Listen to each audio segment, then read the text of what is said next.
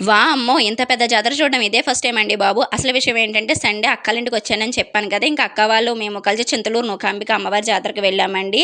నూకాంబిక అమ్మవారి జాతర అంటే కోనసీమ జిల్లాలో తెలియని వాళ్ళు ఉండరండి. చుట్టుపక్కల ఉన్న వాళ్ళందరూ చూడ్డానికొస్తారంటే ఈ జాతరనైతే ఒక రోజులు, 2 రోజులు కాదు, నెల రోజులు జరుగుతుందండి జాతర. ఉగాది ముందొచ్చే అమావాస్య నుంచి ఉగాది వెళ్ళిన తర్వాత వచ్చే అమావాస్య వరకు నెల రోజులు అమ్మవారి జాతరైతే జరుగుతుంది.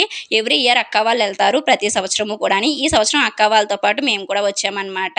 నిజంగా జాతరంటే తీరదండి. ఎటు చూసినా లైటింగ్‌లు, ఎటు చూసినా దుకాణాలు చాలా బావుంది. ఉగాదెళ్లి 10 రోజులు పైన అయ్యింది. అయినా ఇక్కడ మట్టికి జనం తగ్గలేదండి. ఫస్ట్ దర్శనానికి వెళ్ళేసరికి చాలా మంది జనం ఉన్నారనమాట. ఇంక అందుకే ఫస్ట్ అయితే తీర్థానికొచ్చేసాము.